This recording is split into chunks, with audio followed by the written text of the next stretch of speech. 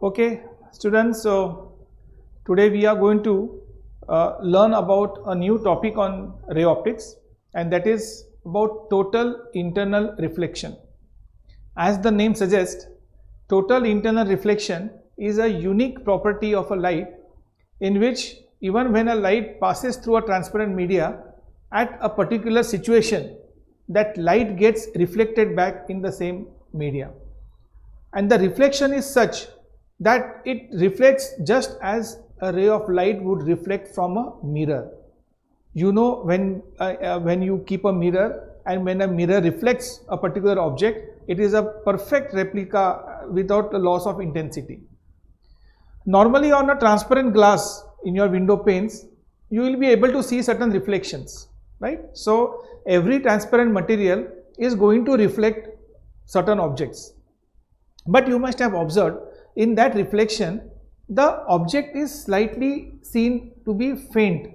You will not see the reflection like you would see a reflection on a normal mirror, right? You can see from your window panes of your house, right? And you will see that it gives some, you can see the other side of the glass also, and plus certain things of your household are also getting reflected on that particular glass, and you can see that.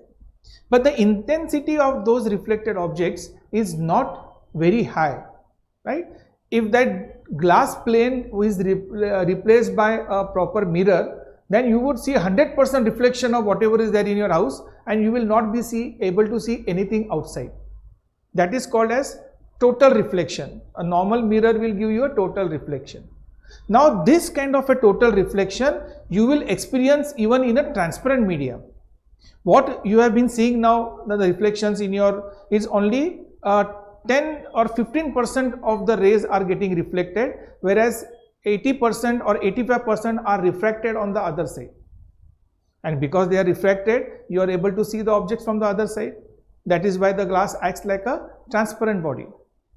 But all glasses do reflect, though that reflection is only 20%. And when in a given situation, when the glass, the same transparent glass, will reflect all the 100% rays which are falling on it, we call this situation as total internal reflection, right? And that is what we are going to see, how this total internal reflection takes place. Okay, so to begin with, we should be we will draw our typical diagram of refraction. What is our typical diagram of refraction? It has, we always show it as a media, then we show a normal, right? Then we show a ray of light, we draw a ray of light. Okay, now this is going to be your ray of light that is incident on, this is a media, this is a media air, and say maybe this is glass, right? This is our typical standard diagram of whenever we are discussing or talking about refraction. This is the diagram that we have been drawing up till now. This is your air, this is your glass, there is a ray which is incident, and whenever there is an incident ray, at that point we always draw a normal. Why we draw a normal? Because we want to find the angle of incidence. And what is the angle of incidence? Angle of incidence is this particular angle, right? So in order to measure this angle, right, I need to draw a normal at that particular point, say O. Okay, now when a ray is incident, what happens? Will it be continuing in the same direction? No, because of refraction, the ray is going to get refracted. And how is it going to get refracted? This ray, which would have gone straight in this direction, when we say it is going to get refracted, the refraction will be this side or it will be towards the normal. We all know it is going to be towards the normal, right? So let us see a ray which is going towards the normal. So when this ray is going towards the normal, we call this angle as the refraction angle R. This is what? Which angle? It is an angle of refraction. It is an angle with which the light has entered into a different media. It is the angle in which the light has entered into a different media, and that is why we call it as a angle of refraction R. Now based on this, we have done so many other complex things. We have done prisms, we have done plane surfaces, we have done curved surfaces, we have done lenses. So all basically was all based on this. But up till now we had never done the reverse part of that. Now what is the reverse? A ray has got a property which is called as reversibility of ray of light. A light ray, it follows the property of reversibility. What is the property of reversibility? It means if a ray is starting at this point, if a ray is starting, there is a source of light at this point, it is going to reach a point. Suppose this is point A, so it is going to reach a point B. Is that clear? Now if I reverse the source, that means if I remove this A and I make this A or place this A at this particular point or this source, you will see that point B will come exactly at this point. This is called as reversibility of ray. Okay, so now let us start looking at this from a reverse manner. Let us change the direction of our rays. So there is no harm in that. No one can stop us from sending a ray from the opposite side. That means up till now we have always been sending a ray from air inside the glass. This has been our method right from your school days. Wherever this ray of optics was being introduced to you, this was the typical diagram that was always given, and the direction of ray was also taken from air to glass, right? But now we are going to do something slightly different. And what this difference is going to be, that we are going to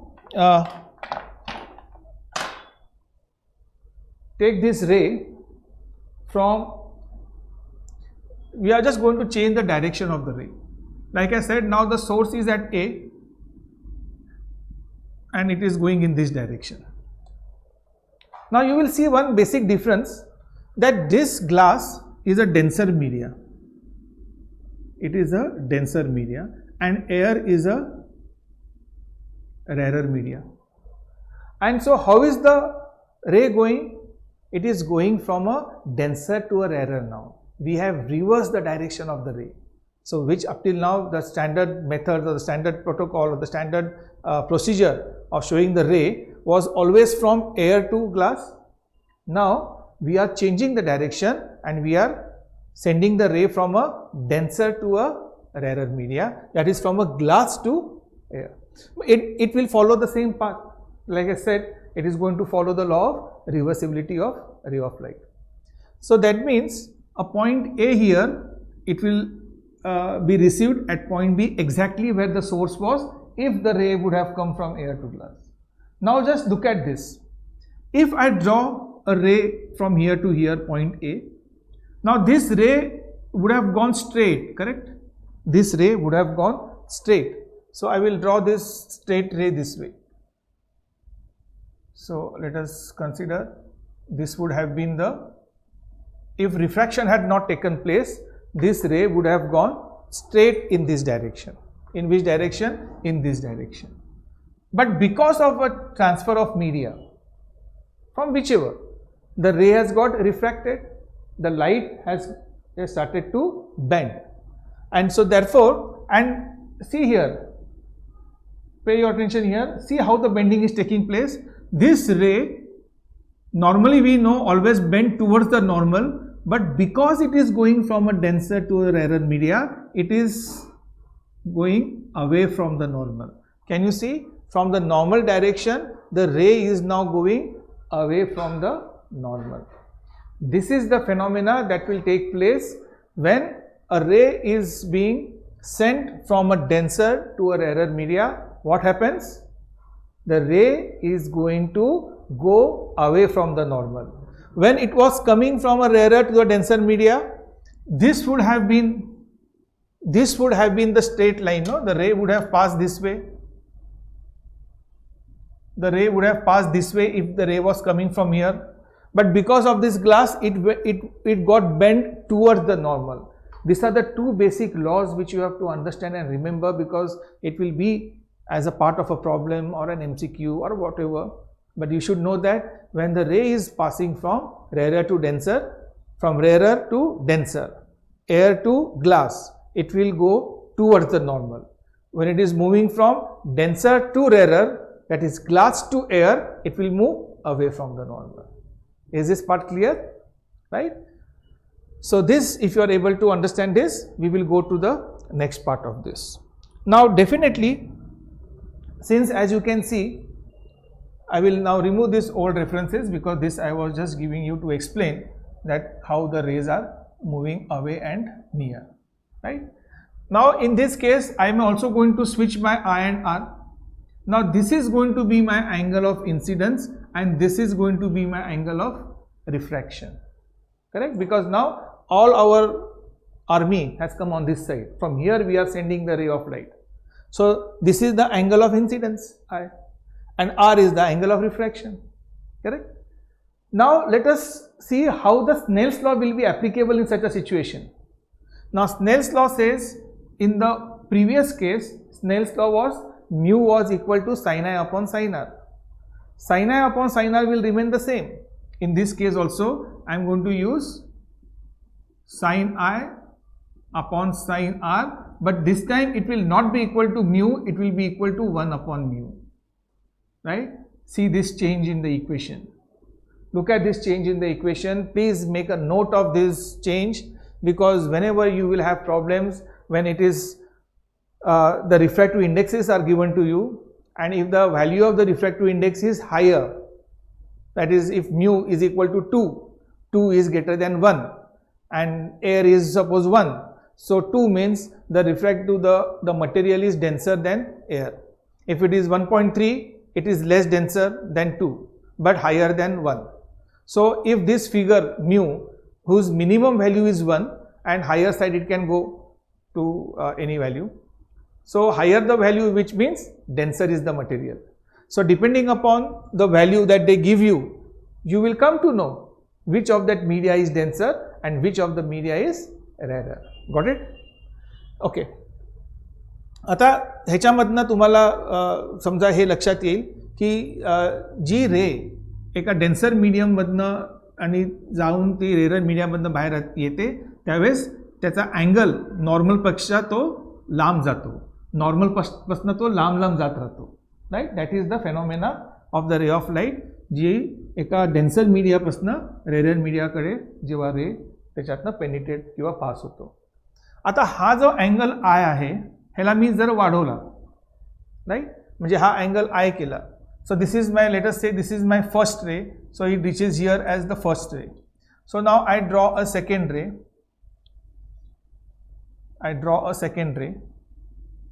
Now tell me, how will this, where will this ray, the second ray, suppose this is my second ray.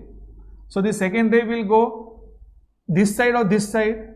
Obviously it will keep going away from the normal. So this ray will be away from the normal, that means it will go away, it will go in this direction. Is it clear? So suppose this was I1 and now this angle is I2. So the new angle is I2. If I increase the angle, it goes, it bends, but it moves still further away from the normal.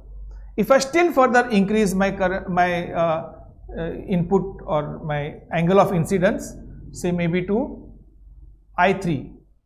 Now this angle is I3 and this is my third ray which is moving this way. So it will also move away from the normal. So there would be one angle, suppose say, let me give this, suppose this is an angle I3, where the refracted ray, as it keeps moving away from the normal, there would be some angle where the ray will be almost what? It will be parallel to the surface, right? There will be one angle I3, as I've said. It is I, it was this way, I2 it was this way, I3 it has moved more away from the normal, so much so that it has become parallel to the surface. Can you see this? This is your third ray. Now when you have the angle of incidence, See, from here to here, all these angles as we have seen, from here to here, the ray was passing through the other media. The rays were going through the other media. As they were going through the other media, so from the other media also rays would be coming over here. It's the reversibility of ray of light. To and fro traffic is going on in the same direction. Okay. But at I3, it was observed that the refracted ray is parallel to that. And this is going to be my angle of refraction R3.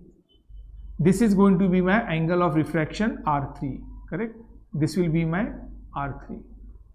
Now such an angle of incidence where the refracted ray is along the surface or it is perpendicular to the normal, as you can see this ray is perpendicular to the normal, then we say that angle of incidence is called as a critical angle.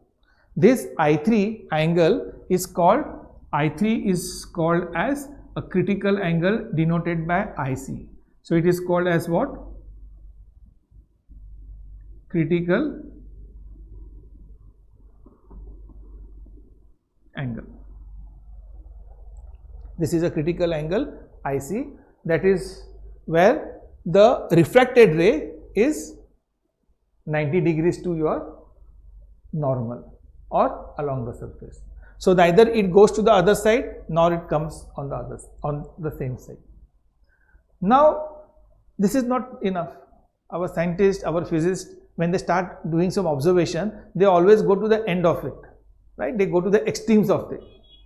They felt, now let us still further increase the angle of incidence and see what happens. In the first cases, they saw that it was going away from the normal. That was the first data that they got. Now, at one particular angle, they saw that the refracted ray was parallel. That means it was along the surface or perpendicular to the normal. Now, by further increasing the the angle of incidence, now let me show this in a different color. Now, if I increase my angle of incidence in this particular manner, what is happening? This is my fourth ray. This is my fourth ray. Now, where is this angle going to come out? Now, this is going to be my, say, angle I4. This angle from the normal is, because it is from the normal, it is the angle of incidence, right? Any angle of a ray, if I measure from the normal, it is always called as the angle of incidence, because this is the ray which is coming from this, or now this is the angle of incidence. Now, where do you expect this ray to come out from? Will it come on the other side? Parallel, it was over when the angle of incidence was equal to IC was equal to I3, when it was a critical angle. Now, it has got no other option but to come back into the same media. It will follow, no, it has to go away from the normal. That is, further away from the normal means what? It is going back into that media. It is going back into that media. This particular phenomena is called as total internal reflection. Means that ray does not go to the other media, it gets reflected back. Let us see how it comes. When we talk about reflection, it is going to get reflected. We know the angle of incidence should be equal to the angle of reflection. That is the law of reflection. So therefore, this I4 angle and this angle of reflection will be the same. So this will be my angle of reflection. Say, let us give it as R4. This is the fourth ray which I am sending it with an angle I4, and it gets reflected back such that I4 will be equal to R4. It will follow this law because now it has come into the law of reflection. Now here Snell's law is not going to be applicable. Snell's law was applicable as long as the angle of refraction was from 0 to 90 degrees. After that, coming back into the same media is not a process of refraction. And when it is not a process of refraction, Snell's law will not be applicable. Then what is going to be applicable? The laws of reflection. So now, after that particular angle, this particular media acts like a 100% mirror, a 100% polished mirror, how it reflects all the 100% rays falling on it. So in the same way, this particular situation, I am not saying the material has changed from a transparent media to into a mirror.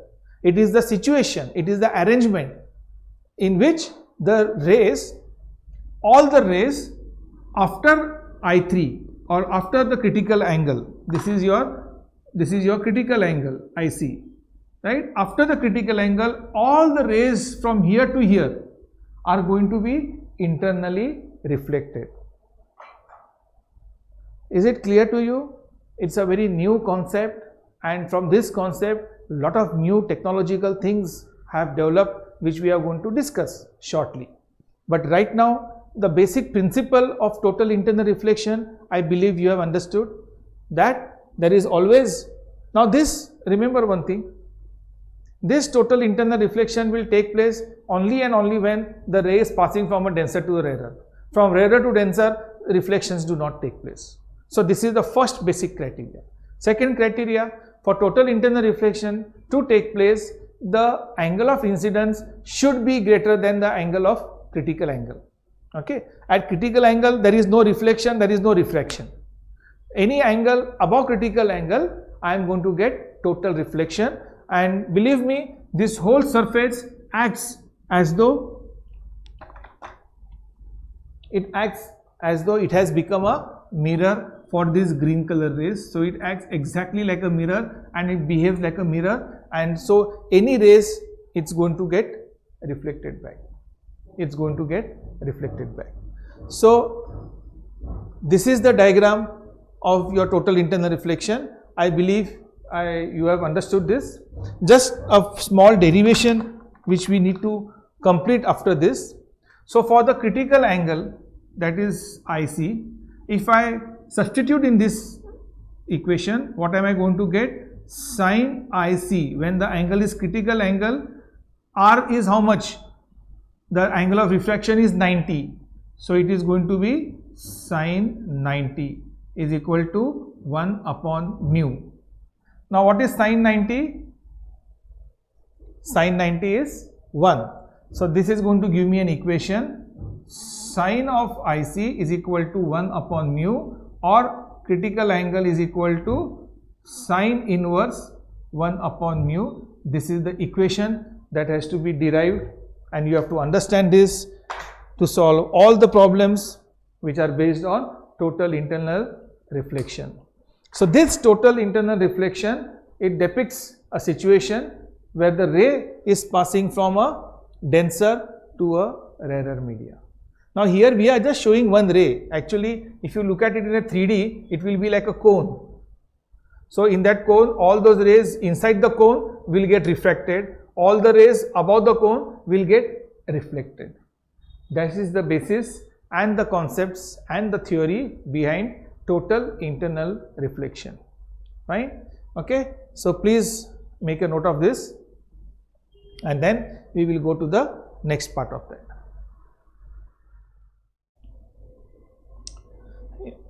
So we have seen this basic phenomena, how image gets, how total internal reflection takes place.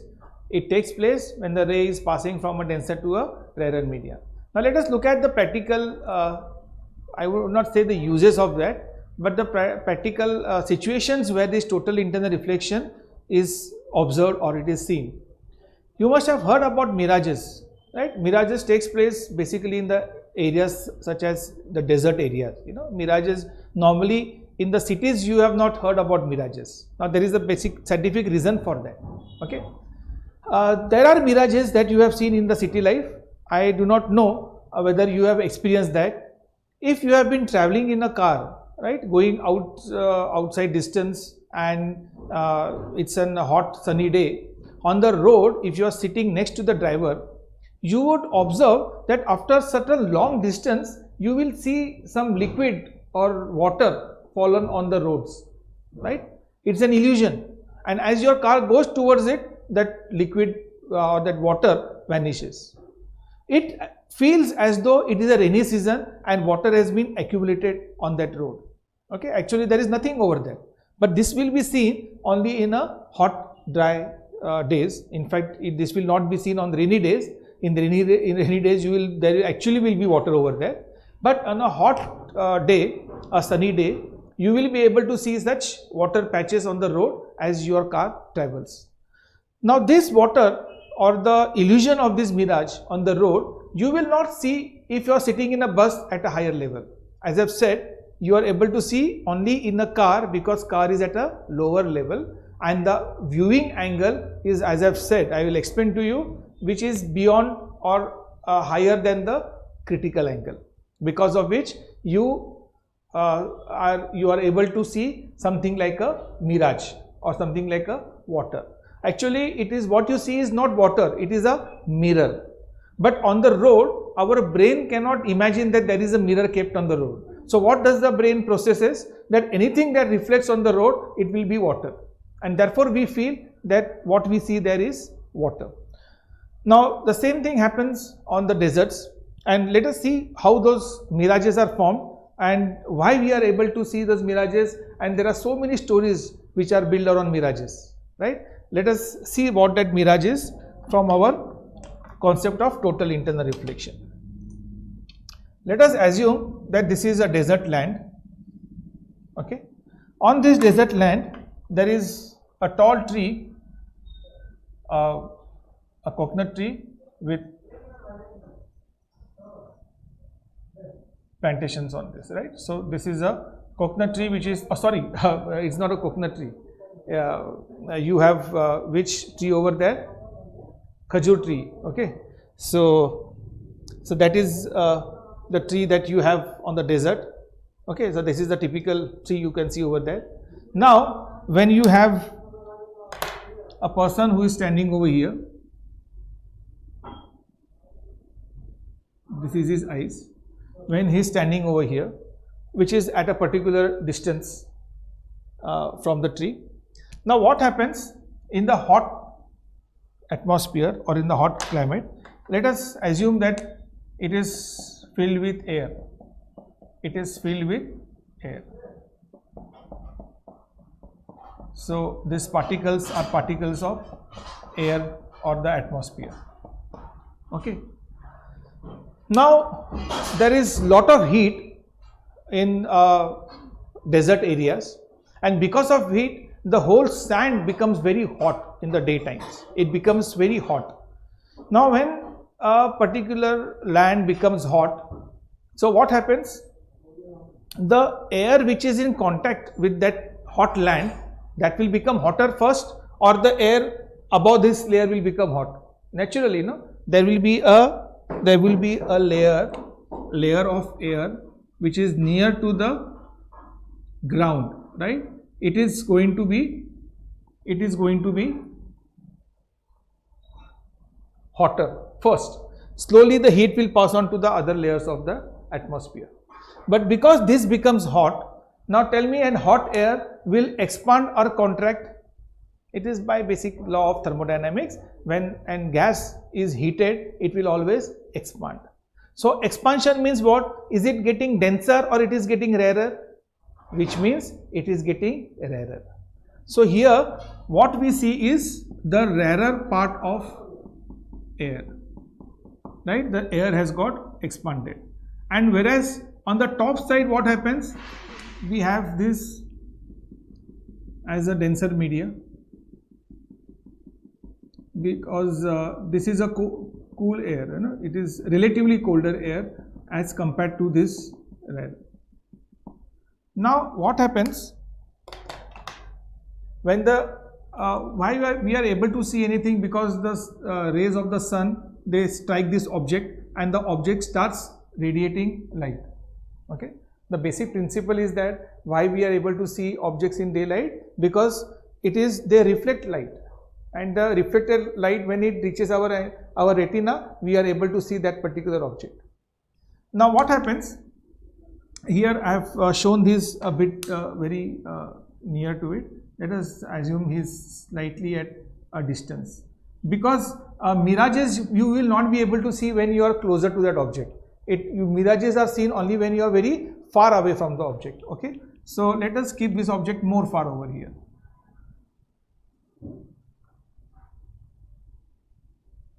So this is a person who is standing at this, very far from this object.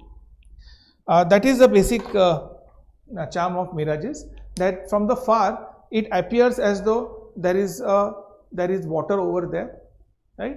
And when you go near to that, right, and you realize that there is no water, it is just sand. So from the far, when you see that illusion of water, this illusion is called as mirage. Mirage means not magic, right? It is a illusion of a presence of water over there. And let me tell you, all the mirages, they always will have, you will always see patches of water at certain places. And why do you feel that it is water? Because it reflects whatever is there in the surrounding. Suppose if there is a date tree, khajur tree next to that water, so that tree will get reflected. If there is an house near to that particular area where you are finding that illusion, right, it will reflect that house also on that particular part where you are observing the mirages. So it gives you a feeling that whenever you see some house or a tree in the reverse way on the land, it will happen only when there is water. Otherwise, no one is going to keep mirrors on the desert, right? So that gives you the illusion that there is water over there. And so these people, when they travel when they are thirsty, they feel that they want to have water, they go in that direction and they realize, oh, there is nothing over there. And there is an exaggerated concept of mirages, that people see cars moving around, humans moving around, they see new what we call houses or a whole city. This is not mirages, this is an exaggerated part of mirage. Mirage means a presence of water that is seen on the land is just a mirage. There is no other buildings or new objects, or that it is all ghost theory. So you don't see ghosts in mirages, right? You only see reflection of object of whatever is present over there. If there is a date tree, a khajur tree, or if there is a normal house, you will see a reflection of that. If there is a camel standing over there, you will see a reflection of the camel. And seeing the reflection itself is an indication to our brain that there is water present over there. Okay, so see how this happens.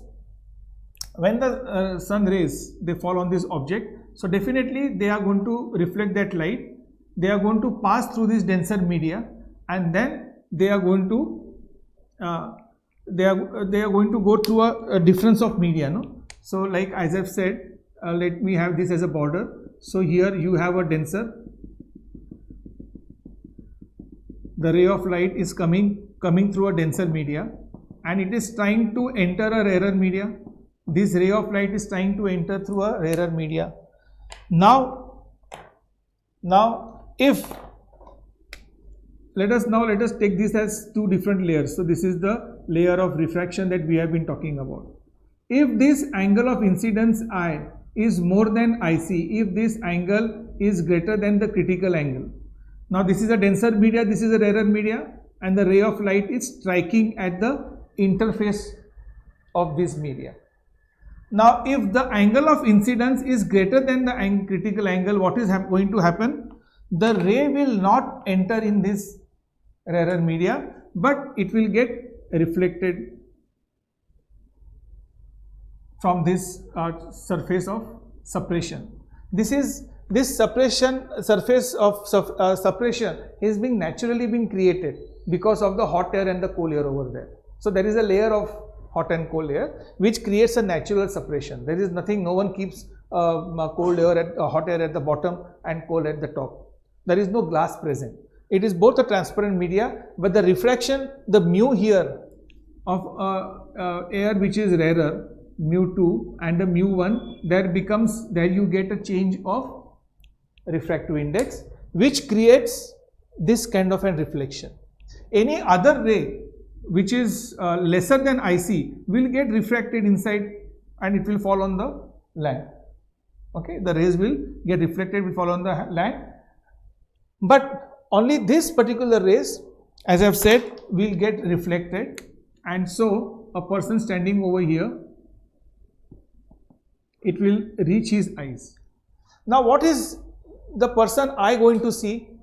Normally he would have seen the he would have seen straight and he would have seen the sand over here, correct?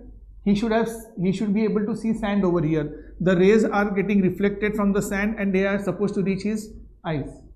But what happens, because this ray, normally after reflection, this ray also would have gone and hit the sand, correct? And from the sand it would have come to this eyes, and what he would have seen only sand. But because the rays which are coming from the trees get reflected, what he is going to see here is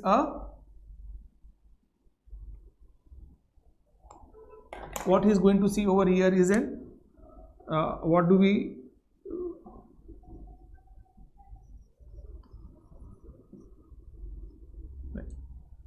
So because he is going to see this object, when he is looking over here, what he is seeing, the reflection of this. So this is nothing but the concept of a mirror, no? You are getting a reverse image of a mirror.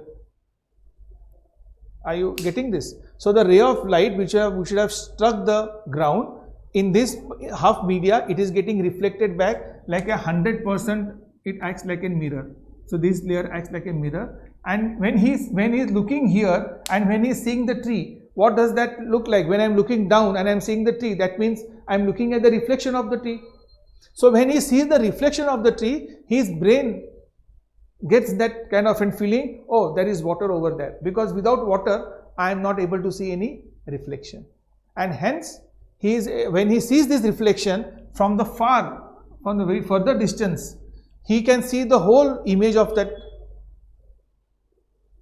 palm tree or the date tree, and he makes him feel that there is water over here, right? If it is not, and if there are no trees over there, then what he is going to see over here? He is going to see the reflection of the clouds or the sun, right? Whatever is there on the top, all that is going to get reflected over here, and he will be able to see all the objects which are in the top.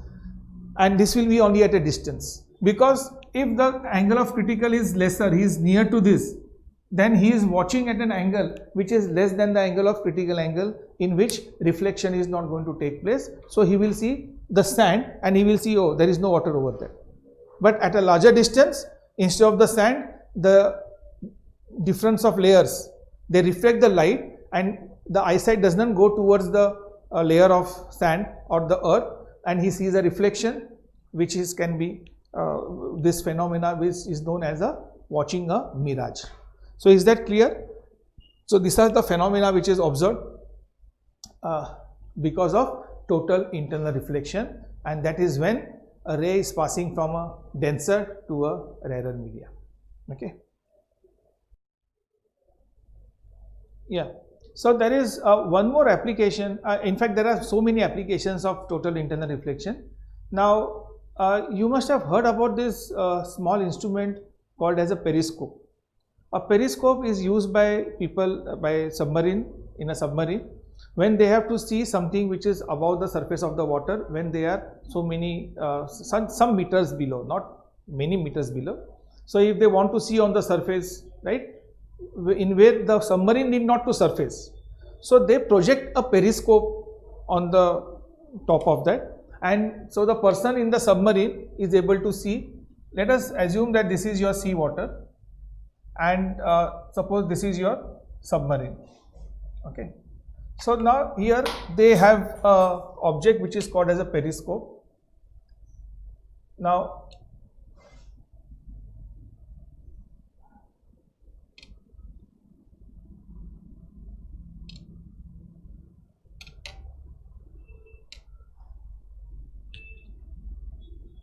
so in this concept of a periscope, there is a mirror that is kept over here. This is a mirror, and there is a mirror over here, and a person from the submarine is watching from this eyepiece, and he is able to see everything above the sea level. So whatever objects are there, through his periscope he is able to see. So how is able to see? All the rays which are coming over here, right, they will strike this mirror, they will get 100% reflected, they will strike this mirror, and they will enter into a person's eye. I am just showing one ray, it will be a whole image. He will be able to see certain ships He will be able to see if someone is colliding and see the land, whatever, right, which is above the surface. And nobody on the surface of the water will see that small periscope which is protruding outside, so they can always remain hidden, and yet they are able to see everything, all the objects above the sea level. So this is called as a periscope.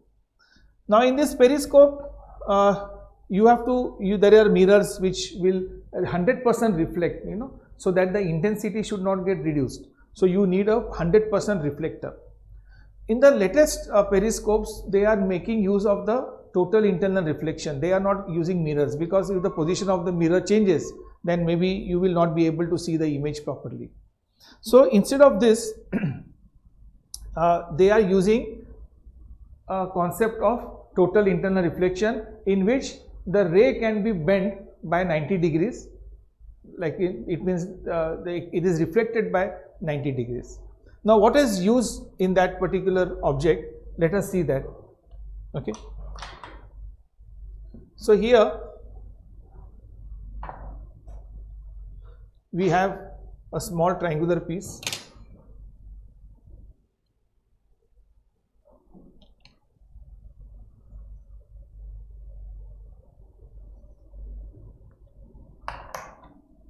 And we have a ray which is coming from this particular side in this particular way. Okay. And look at this. So this mirror is being replaced by this kind of a prism, right angled object. More than the right angle part of that, that is the angle of incidence. Now you will see the ray which is falling on this at this point O has to be totally reflected back into this media, and when it strikes at a perpendicular distance, it will go straight. So a ray, when it strikes any media along the normal, it will never bend. Either it is going from a denser to a rarer, or it is passing from a rarer to a denser, the ray will never bend. It will always go straight. So here this ray is going straight because it is perpendicular to this. Here also the ray is coming straight because it is perpendicular to this. Here it is 90 degrees and here it is 90 degrees. So here the angle of incidence I is actually equal to 0, no? Normally the ray is what? The angle between the ray and the normal. But because the ray is coinciding with the normal, the angle of incidence is 0. Now when it strikes over here, this is the normal at this point O. Maybe let us say this is N and N dash. Now when it is going from this is a denser media and this is air, right? So this is your denser media, this is glass, mu of G. Now as from this diagram you can see that this is my angle I, that is the angle of incidence at this point O. And what is the surface? I can say the surface is AB.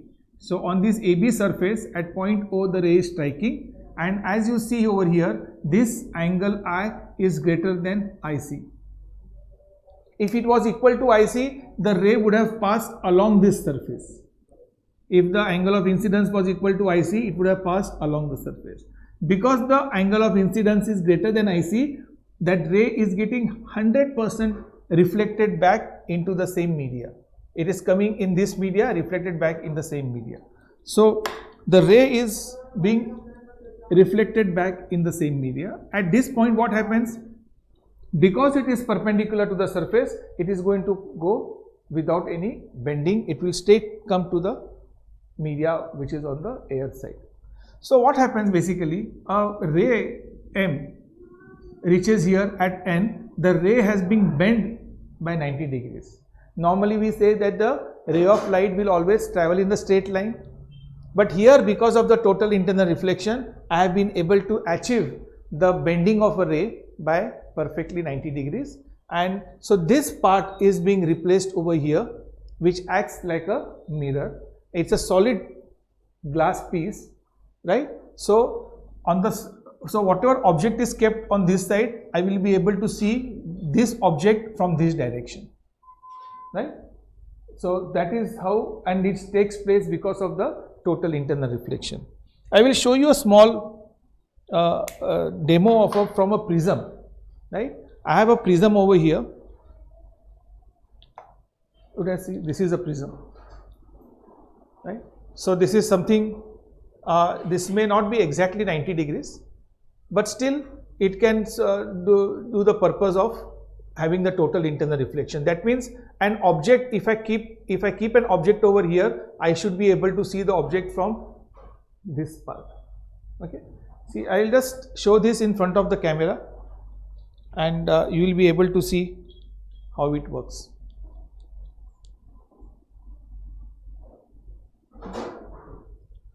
So if you can see over here, this is the way which is shown in the board. Now let us look at from this view. If you look at this view, right, the straight view is pointing towards the board. I am keeping my hand on the right hand side, but you can see it from the straight side. You can see my ring, gold ring.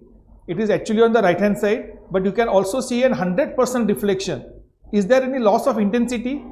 You can see the same golden color of that ring and my hand, right? As though there is a proper mirror is kept over there. That much clearly you will be able to see the reflection that way. This is the result of total internal reflection. My hand is over here, but the image is seen from this side. This is how the total internal reflection takes place.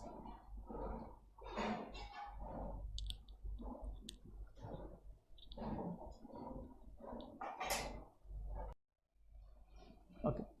So since you have seen how the reflection is taking place in a prism, now we are going to see one more application of this, how the science and technology has made use of the total internal reflection. It's a very fantastic example.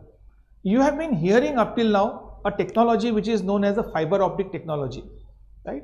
It's a very high-end thing to say that our internet communication is with a fiber optic technology. Fiber optics you can see being laid on the roads. Some orange color, yellow color tubes are there. You know, there when the laying of those fiber optic cables for transmission. It goes from your mobile towers to your telephone exchanges and to your societies, and so many you can see the cables being laid underground. Normally they will be of some yellow, orange, that is to differentiate from different companies who are doing that laying of those cables on the roads. Now these cables are all fiber optic cables, they are not copper cables. Now fiber optic cables, they are a special cable which works on the principles of total internal reflection. It is because of the total internal reflection, the fiber optic cable is able to transmit light from one part to the other part, and that too, even if the cable bends, still the light can pass through a bent cable. Now this is very astonishing, no? Because we have been hearing that, or we know in principle that light will always travel in a straight line. But here it's a cable, and if the cable is twisted in a coiled way, and if I keep a source of light from one end of the cable, that 100% light will come out from the other end of that cable, even if the cable is in a coiled manner. Now how does this takes place, right? This is explained, or in fact the cables are constructed making the use of this phenomena of total internal reflection. Now how is this cables used for communication? Now in this cable a very high speed data transmission takes place, zeros and ones. Light means 1, no light means 0, and zeros and ones you must have done your digital course in your this computer science. So digital binary numbers, zeros and 1, can represent numbers, figures, pictures, so many things. So what happens with this data transmission? Whenever data is being transmitted from one part to another, it is never in the form of an analog. Now here I am not going to explain what is an analog and a digital signal. Analog is a time varying signal like a sine wave or a cos wave, you know, which will keep going up and down with respect to time t. Whereas digital signal has only two states, that is an high voltage, low voltage, which is required for all our computers and mobiles or digital equipments. Now when the data is in zeros and ones, so what do we need to transmit? We need to transmit zeros and ones. So here 1 will represent a high intensity light and 0 will represent some different intensity. So through these fiber optic cables that you see, all this data, digital data is being transmitted from one point to another at a tremendously high speed. You know what is the speed of light? So at a comparable speed of that, the data gets transmitted. Normally even electrons cannot travel in a copper wire at such a high speed as much as the light or the photons can travel, because it is ultimately we are comparing with the speed of light. We had seen the drift velocity of electrons when we had done current electricity. So the drift velocity of electrons is very less, and that is the maximum speed in which the electrons can travel through a copper wire. But whereas in a fiber optic cable, the data is transmitted in the form of photons, and photons can travel at the speed of light. So data is transmitted at a tremendous high speed.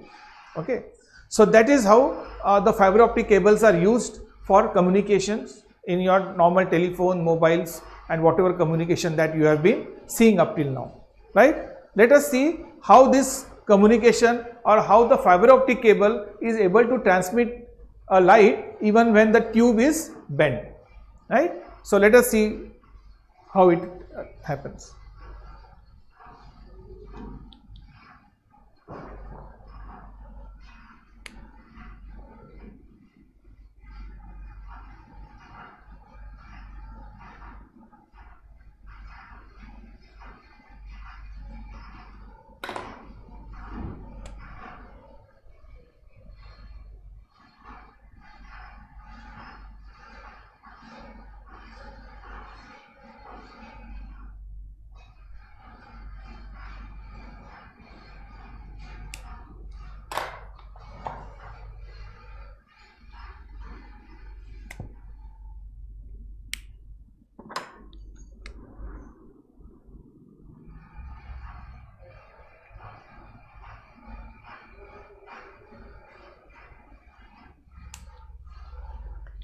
So here let us assume this as a cable which is in a form, which is in a bent form, right? Our purpose is to pass light from this, which has to come out from this other source without any loss of intensity. The intensity by which I am trying to send light from this particular point should be able to come out from the other side. Now as I am trying to explain to you, this is made up of two transparent medias. That is, there is one tube, inside it is filled with some media, and both the tubes are transparent. As you can see, this is the outer part of the tube. If you see the cross section, it will be in this particular way. So this part is this internal part, this particular part, and this is the outer part of that. This is the internal part is called as a core, and this external part is called as cladding. So this is called as a core, and this is called as cladding. This is the external tube, and both of them are transparent. Both of them are transparent, and both of them are having a different refractive indexes. So here the refractive index would be mu d, and here the refractive index would be mu r. The refractive index of the internal material is denser than the refractive index of the outer material, which means mu d is denser than mu r. That is why I have written that d for denser, r for rarer. So the internal material completely is a denser, the whole core is filled with a denser liquid. It's a slightly flexible sort of liquid, plastic kind of a material which can bend, and the cladding is also made up of such a transparent material, very clear transparent, where there is no impurities in those materials. Now when there is a ray of light which is, let us take this as a particular point, and let me draw a normal at this particular point. What I am doing is I am sending a ray of light in such a manner so that the angle of incidence I, is greater than the critical angle. The critical angle situation will take place when the ray of light is going from a denser to a rarer media. When it is going from a denser to the rarer media, the critical angle will be there. So the critical angle for this pair of media, that is mu d and mu r, they are the two different rarer and a denser media. So if the angle of incidence is greater than the critical angle, what is going to happen? This ray will get totally reflected back into the same media. As you can see, this angle of I will be equal to the angle of reflection. So the 100% intensity without any loss will get reflected over here. Now what happens over here?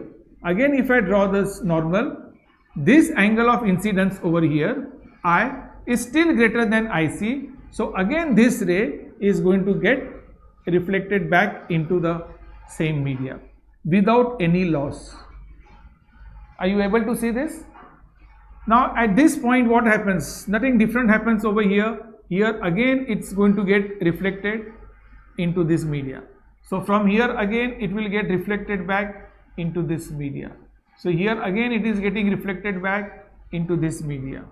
So again here all these angles, as you can see, angle I over here, now this is your angle I over here, here this is your angle of incidence, angle of incidence, right? Here this is your angle of incidence, is greater than the critical angle, because of which the ray gets reflected back into the same media.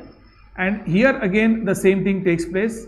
This is angle I, which is again greater than critical angle, and so the ray comes out directly over here. So the ray which has been sent with a particular intensity, with the multiple reflections inside, it comes unscattered, right? Without any loss of intensity or loss of power of that light, we will get that light in the output. Now if this cable is bent, or if it is coiled n number of turns while passing from one point to another, coil, I mean when cable is being laid on the roads, on the express highways, through the mountains, from the top of Sahyadri ranges, it goes to the sea level. So there it goes on twisting. No, you cannot have a very straight path for the light to follow. So even when the cable gets twisted or bent, it does not affect the intensity of the light.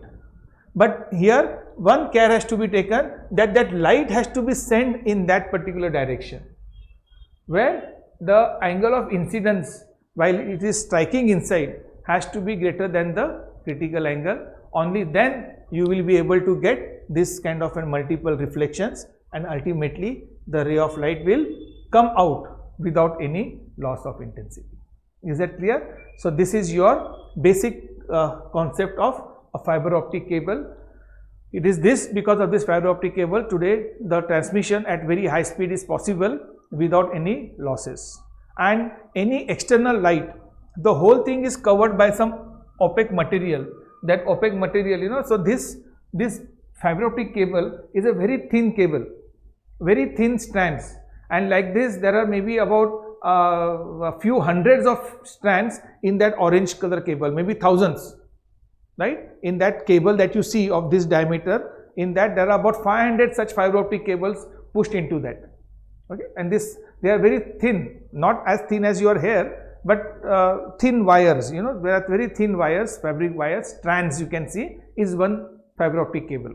Okay, and there are like 500 optic cables transmitting data of different channels of frequency in that particular pipe, which passes from one point to another. So is that clear? Fine. So this is your concept and the figure for your total internal reflection, making use of total internal reflection on a fiber optic cable, and the principle of operation of a fiber optic cable. Clear? Fine.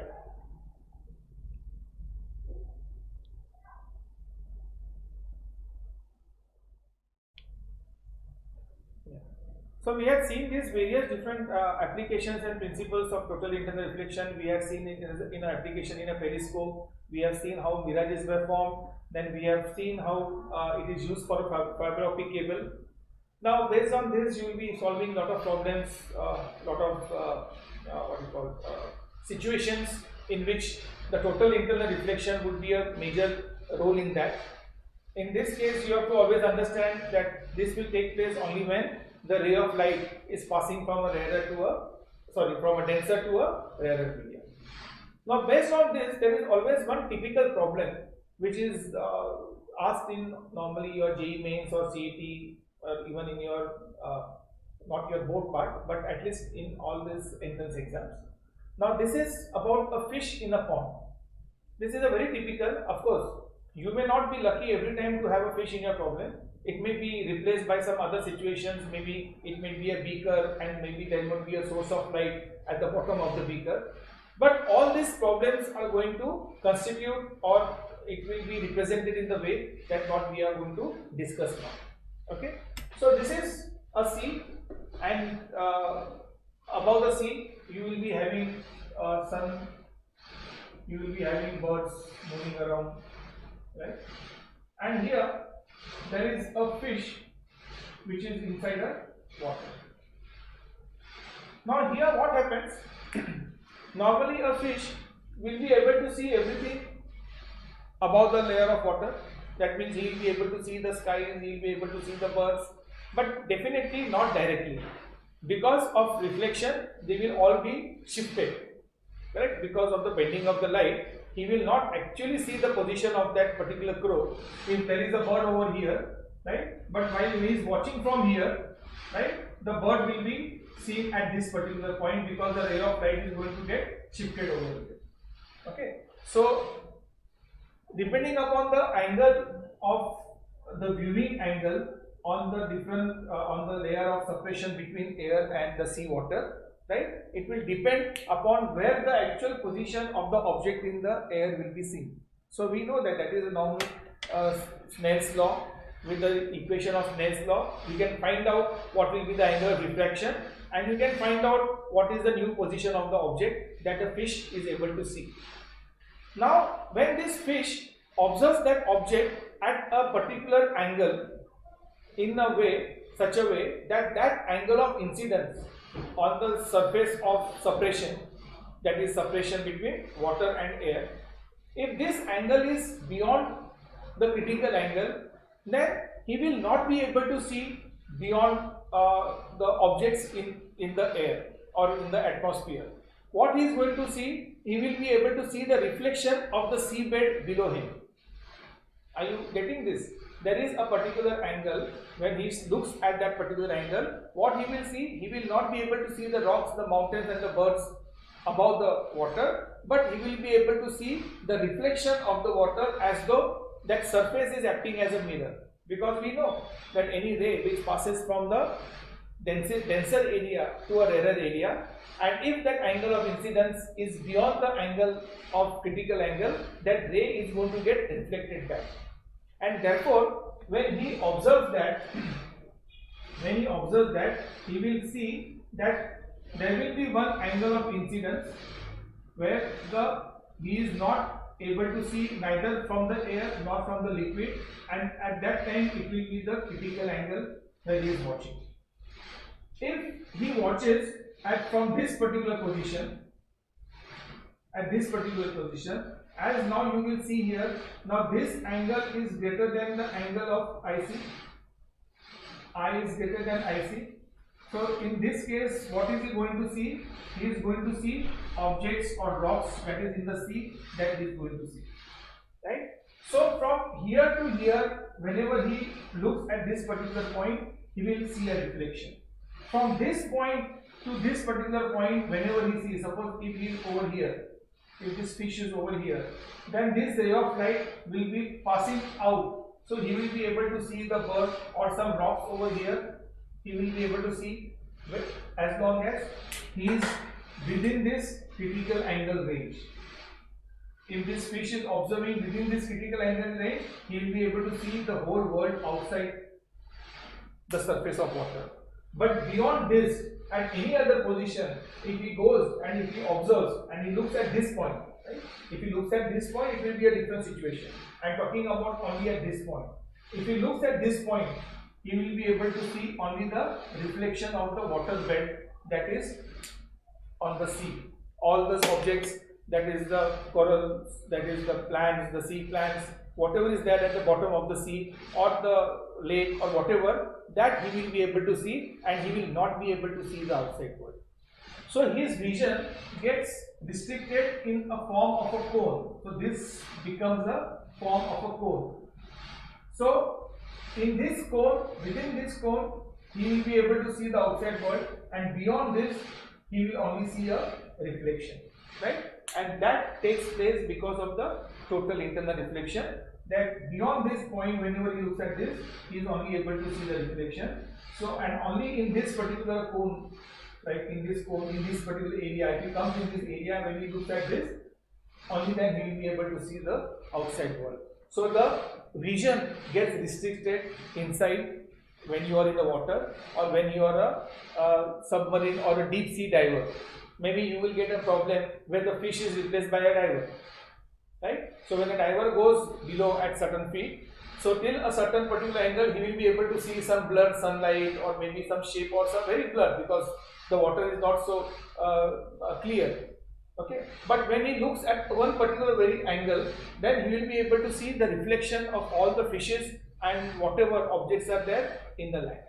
That this is the effect that is seen whenever an object is below the water surface and he is looking at the outside world from the denser medium. So here it is always given as this being the height h, and this is the critical angle. So this is the last angle from here to here that you will be able to see the outside world. After this, all the other angles beyond the critical angle, he will be able to see only the reflection part of that. So here from this particular point, they will ask you maybe the refractive index, or they will ask you at what particular height, right, the fish is able to see the outside land. Okay, so the geometry is this way.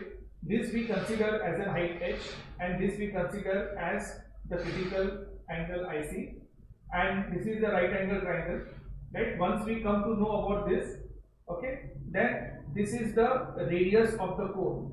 This R is the radius of the whole cone, the base of that cone. So either they will ask the cone, the radius of the cone, or they will ask the height, or they will ask IC or mu. And how are they related? We know that in the critical angle, the equation of critical angle IC is sine inverse 1 upon mu, right? This is the equation of critical angle. Or sine IC is equal to 1 upon mu. Okay. Now what is sine IC in this triangle? Let us say this triangle OA and B. In OAB, what can we write down for sine IC? Sine IC is opposite side upon hypotenuse. So you will be R upon OB. And what is OB? OB is R upon under root of h square plus r square. Are you getting this equation? Right? And so this sine IC is nothing but mu. So this can be written as 1 upon mu. So using this equation, 1 upon mu is equal to R upon under root of h square plus r square. You will get through this relation. Of course, they will give you R, they will give you how many variables are there? 1, 2 and 3. R is there, H is there and mu. So out of these 3 variables, 2 variables they will give you, and they will ask you to find the value of the third variable. But have you understood this situation? So this is the last point of the fish, so you should be able to draw the diagram. From the geometry, you will get IC, and IC, you can find the sine IC from this, or if you can remember this equation, you can use this equation directly to solve this type of a problem. Fine? Please make a note of it.